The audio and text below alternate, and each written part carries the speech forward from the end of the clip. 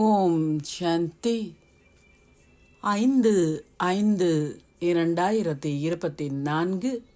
ஓம் சாந்தி. அவ்யக்த பாப்தாதா, மதுவனம். ரிவைஸ் 15/11/1999. கீழ்ப்படிவாக இருப்பதே தந்தைக்கு சமமானவர் ஆகுவதற்கான இலகுவான முயற்சியாகும். இன்று பாப்தாதா தனது புனித அன்னங்களின் ஒன்று கூடலை பார்க்கின்றார். குழந்தைகளான நீங்கள் ஒவ்வொருவரும் புனித அன்னம் ஆவீர்கள். உங்களின் மனதில் சதா ஞான இரத்தினங்களை கடைகின்றீர்கள். வீணானவற்றின் கற்களை ஒரு புறம் ஒதுக்கிவிட்டு ஞான இரத்தினங்களை கடைவதே ஒரு புனித அன்னத்தின் கடமையாகும். ஒவ்வொரு இரத்தினமும் மிகவும் பெறுமதி வாய்ந்தது. குழந்தைகளான நீங்கள் ஒவ்வொருவரும் ஞான இரத்தினங்களின் சுரங்கம் ஆகியுள்ளீர்கள். நீங்கள் சதா ஞான இரத்தினங்களால் நிரம்பியுள்ளீர்கள் என்று பாப்தாதா குழந்தைகளான உங்கள் எல்லோரிலும் ஒரு விசேடமான கருத்தை சோதித்தார். அந்த கருத்து என்ன? ஞானத்தையும் யோகத்தையும் உங்களில் கிரகிப்பதற்கான இலகுவான வழிமுறை பாபாவிற்கும் தாதாவிற்கும் கீழ்ப்படிவாக இருந்து செயல்படுவதாகும். நீங்கள் தந்தைக்கு கீழ்ப்படிவாக இருக்க வேண்டும், ஆசிரியருக்கு கீழ்ப்படிவாக இருக்க வேண்டும், சத்குருவுக்கு கீழ்ப்படிவாக இருக்க வேண்டும். 3 ரூபங்களிலும் கீழ்ப்படிவாக இருத்தல் என்றால் இலகுவான முயற்சியாளர் ஆகுதல் என்று அர்த்தம்.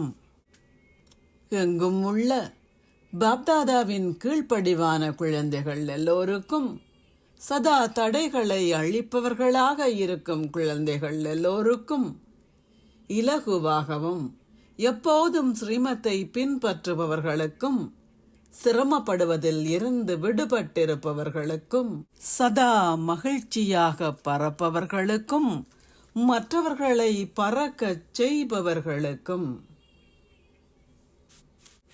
சகல பொக்கிஷங்களாலும் நிரம்பி வழிபவர்களுக்கும், தந்தைக்கு நெருக்கமாகவும் சமமானவர்களாகவும் இருக்கும் குழந்தைகளுக்கும் மிகுந்த அன்பும் நினைவுகளும் நமஸ்காரங்களும்.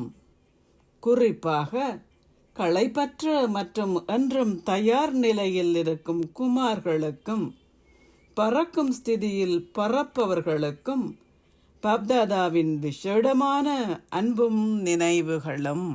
ஆசீர்வாதம். நீங்கள் சதா ஆன்மீக ஸ்திதியில் இருந்த வண்ணம் மற்றவர்களை ஆத்மாக்களாக பார்க்கும் ஓர் ஆன்மீக ரோஜா ஆகுவீர்களாக. ஆன்மீக ரோஜா என்பவர் சதா ஆன்மீக நறுமணத்தை கொண்டிருப்பவர் ஆவார். ஆன்மீக நறுமணத்தை கொண்டிருப்பவர்கள் எங்கே பார்த்தாலும் யாரை பார்த்தாலும் அவர்கள் சரீரங்களை அன்றி ஆத்மாக்களையே பார்ப்பார்கள். எனவே சதா ஆன்மீக ஸ்திதியில் இருந்து மற்றவர்களையும் ஆத்மாக்களாக பாருங்கள். தந்தை எப்படி அதி மேலானவரோ அப்படியே அவரின் பூந்தோட்டமும் அதி மேலானது. குழந்தைகளான நீங்கள் அந்த பூந்தோட்டத்தின் விசேடமான அலங்காரங்கள், ஆன்மீக ரோஜாக்கள் ஆவீர்கள். உங்களின் ஆன்மீக நறுமணம் ஆத்மாக்கள் பலருக்கு நன்மையை ஏற்படுத்தும். ஸ்லோகம்.